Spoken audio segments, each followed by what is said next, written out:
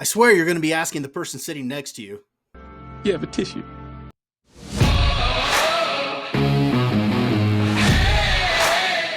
Welcome everyone to Was It Good? My name is Bob, and tonight I got to check out Sound of Hope, the story of Possum Trot.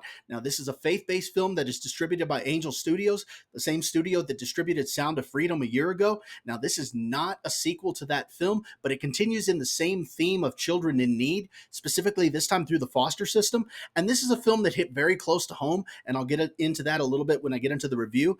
Now, as far as the review goes, I'm going to try to keep it spoiler-free, so if you haven't seen the movie, there aren't going to be any major spoilers in this review.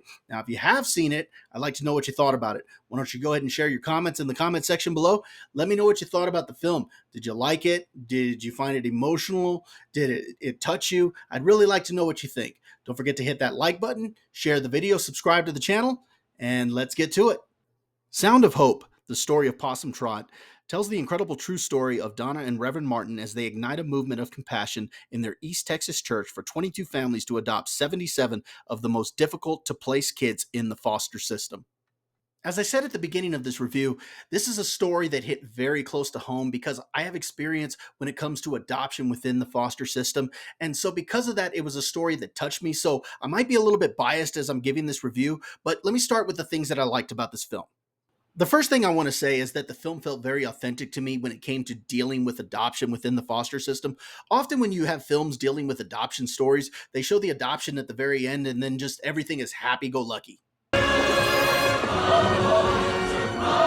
And thankfully they didn't do that, as the film deals with very real people with very real issues, whether it be the children coming into the new home and they have their issues that they're bringing along with them, or the families that are already there that have their own issues to begin with. And you're seeing this blending of these families together, and everybody's having to adjust to it, whether it be the children or whether it be the current kids that are in the home or the parents themselves. So there's a big adjustment that goes on, and it doesn't always happen very easily. And this film does not shy away from that.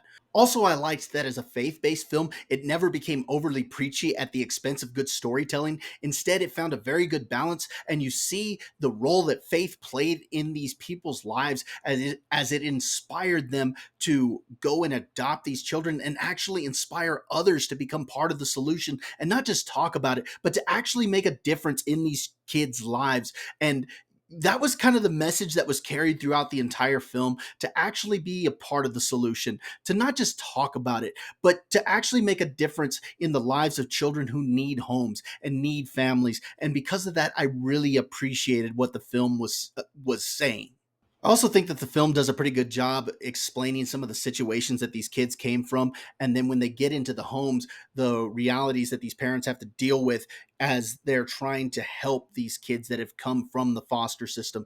So I thought that it was good that the film didn't shy away from some of the ugliness that got the kids there in the first place. As far as our lead actors go, I think they all did a pretty good job. Demetrius Gross plays Reverend Martin, and I enjoyed what they did with his character, as he's the pastor of this church and kind of the head of this community. And I like what they did with his character, as he provides a sense of stability as families are beginning to struggle through this adjustment period. And I enjoyed what they did with his character. Nika King did a great job as Donna Martin, and they refer to her as the First Lady, and she's the Reverend's wife. And her character kind of spearheads everything, and I enjoyed the actress's performance in this role. She brings a sense of motherly instinct to it, and you can tell that her character really wants to be a mother to these children in need. Deanna Babnikova plays Terry, and her story is the one that actually touched me the most, and I enjoyed seeing it unfold, and the actress did a fantastic job in this role. Overall, I think that most of the acting was pretty good. I thought the story was pretty compelling for most of it, and the film looks pretty good. There's actually a lot to like here. Now, the biggest issue I had with the film is that a couple of the storylines and plot points aren't fully fleshed out, specifically dealing with a couple of the kids and the adults. For example, you see a couple of kids and their storylines get touched on early on, and then another kid shows up and we kind of forget about these two. Or we find out that certain adults are struggling with their adopted children, but we don't really find out what some of those issues are. And that's understandable because they're not really main characters, but just I would have liked to have known what those problems were. But those were really the only problems I had with the film. Bottom line, Was it good? For a faith based film, I think this was one of the better ones within the genre. It does a great job at telling a compelling story and giving a powerful message. And as somebody who dealt with adoption within the foster system, it really touched me on a personal level and I enjoyed this film.